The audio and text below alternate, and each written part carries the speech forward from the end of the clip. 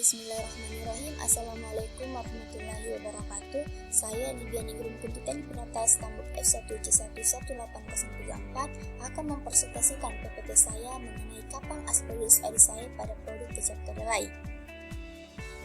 Kapang Aspergillus oryzae memiliki ciri-ciri. Yang pertama yaitu Aspergillus oryzae termasuk kapang berserta. Yang kedua yaitu conidiophore terikat bebas dan tumbuh reguler. Kemudian yang ketiga yaitu hifa yang muncul di atas permukaan merupakan hifa fertil. Kemudian yang keempat yaitu pada ujung hifa muncul sebuah gelembung. Yang kelima yaitu miselium bersih dan tidak berwarna. Dan yang terakhir yaitu miselium Aspergillus oryzae bersekat-sekat. Untuk mikroorganisme bakteri termasuk sel prokaryotik, sedangkan kapang dan hamir memiliki sel eukaryotik. Jadi kapang Aspergillus oryzae merupakan sel eukaryotik. Adapun komposisi sel, Aspergillus oryzae memiliki kepala, konidia berbentuk bulat, conidivore, vesikula berbentuk semi bulat dan berdiameter 40-80 mikrometer. Vialit terbentuk langsung pada vesikula atau pada metula dan berukuran 10-15 x 3-5 mikrometer menurut Ganjara DKK 1999. Adapun morfologi sel kapang Aspergillus oryzae, yang pertama di bagian A memiliki kepala konidia berbentuk bulat, berwarna hijau pucat agak kekuningan dan bila tua menjadi coklat redup. Di bagian B kemudian bagian B merupakan konidia berbentuk elipse bila muda kemudian menjadi bulat hingga semi bulat bila berumur tua, berdiameter 4,5-8 mikrometer, berwarna hijau dan berdinding halus atau sedikit kasar. Kemudian bagian C merupakan conidiophore berwarna hyalin dengan panjang 4-5 mm dan umumnya berdinding kasar. Perkembangbiakan Aspergillus oryzae secara generatif dilakukan dengan konidia, sedangkan perkembangbiakan secara generatif dilakukan dengan spora yang terbentuk dalam askus. Beberapa askus terdapat di dalam suatu tubuh buah. Pada umumnya askus itu suatu ujung hifa yang mengandung 4-8 buah spora. Ascomycotina adalah kelompok jamur yang berkembang biak dengan membentuk spora dalam selnya atau kantong kecil yang disebut dengan askus. Adapun daur siklus dari kapang Aspergillus oryzae dilakukan dengan daur hidup Ascomycotina. Adapun tahapannya yang pertama yaitu hifa yang berbeda jenis berdekatan. Kemudian salah satu yang dianggap hifa betina membentuk ascogonium dan hifa jenis lain yang dianggap sebagai hifa jantan membentuk antheridium. Dari ascogonium tumbuh trikogin yaitu struktur penghubung ascogonium dengan antheridium. Kemudian melalui trikogin terjadi perpindahan plasma dan inti antheridium ke ascogonium sehingga pada ascogonium terjadi penyatuan plasma dan membentuk dua inti haploid. Kemudian ascogonium kemudian tumbuh membentuk sejumlah hifa ascogonium yang dikaryon. Kemudian pada Ascomycota yang memiliki badan buah, kumpulan hifa ascogonium yang dikaryotik membentuk jaringan kompak yang disebut badan buah berupa ascopart. Kemudian dalam asus kemudian terjadi karyogami menghasilkan inti diploid. Kemudian dinding sel kemudian terbentuk di sekitar 8 inti dan membentuk ascospora. Ascospora yang telah masak akan tersebar dan ascus yang pecah. Kemudian ascospora yang jatuh di tempat yang sesuai akan berkembang menghasilkan hifa haploid yang baru.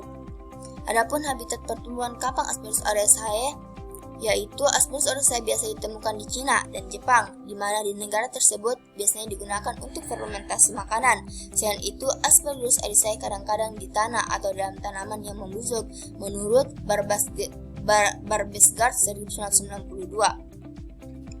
Selanjutnya yaitu metabolisme mikroba Aspergillus oryzae. Pertumbuhan mikroba memerlukan kondisi udara aerobik fakultatif. Kemudian, metabolisme yang dihasilkan oleh jamur menghasilkan energi untuk pertumbuhan. Adapun reaksi metabolisme pada fermentasi kecap kedelai, pertama yaitu kedelai yang merupakan protein ditambah dengan mikroba protease akan menghasilkan asam amino, di mana yang pertama itu terjadi hidrolisis protein. Asam protein yang dicampur dengan ditambah dengan H2O kemudian dipanaskan akan menghasilkan asam amino. Kemudian kedelai merupakan pati ditambah dengan mikroba akan terjadinya enzim amilase yang kemudian akan terjadi hidrolisis karbohidrat menjadi gula, kemudian akan masuk ke tahap glukolisis yaitu tahap di mana glukosa menjadi piruvat, di mana di sini akan terjadi aerob fakultatif. Di bagian piruvat tahap anaerob akan menghasilkan asam laktat, kemudian fluorofat pada tahap aerob akan menghasilkan asetil CoA, di mana siklus Krebs fluorofat menjadi karbon dioksida dan NH dia pembawa H+. Oksidasi transport elektron di mana NHDH, NAD, dan H+ memasuki seri reaksi reduksi oksidasi untuk menghasilkan energi. Kemudian yaitu kebutuhan nutrisi atau media pertumbuhan, suhu, dan pH. Aspergillus oryzae media pertumbuhannya yaitu kacang kedelai. Salah satu asam amino yang terdapat pada kedelai adalah leusin dan lisin. Keduanya merupakan asam amino yang diperlukan oleh enzim pemecah kedelai untuk menghasilkan kecap. Adapun komponen kecap kedelai, yang pertama yaitu protein memiliki kadar 35-45%, kemudian lemak memiliki kadar 18-32%, kemudian karbohidrat memiliki kadar 12-30%, dan air memiliki kadar 7%. Pertumbuhan mikroba memerlukan kondisi suhu optimum 35-37 derajat Celcius, pH optimum 4-6,5 supra, terutama karbohidrat dan kadar air harus tinggi, menurut Surwaryono dan Ismini 1988. Adapun menurut Lius 2004 menyatakan bahwa Aspergillus oryzae memiliki kandungan air 50% dalam media. Ketika pasokan udara terbatas atau kandungan air di bawah 30%, maka pertumbuhan akan menurun. Ketika temperatur di bawah 20 derajat Celcius, maka pertumbuhan juga akan menurun, tetapi aktivitas enzim tetap tinggi. Adapun selanjutnya yaitu metode isolasi mikroba dilakukan dengan menggunakan metode pengenceran. Yang pertama yaitu homogenisasi sampel kecap. Kemudian pengenceran dilakukan pada 10⁻1. Setiap sampel pada pengenceran 10⁻1 diambil sebanyak 1 mili, kemudian SDA dituang sebanyak 15-20 mili, kemudian diinkubasi selama 7 hari dan diamati dan dihitung jumlah koloni kapang.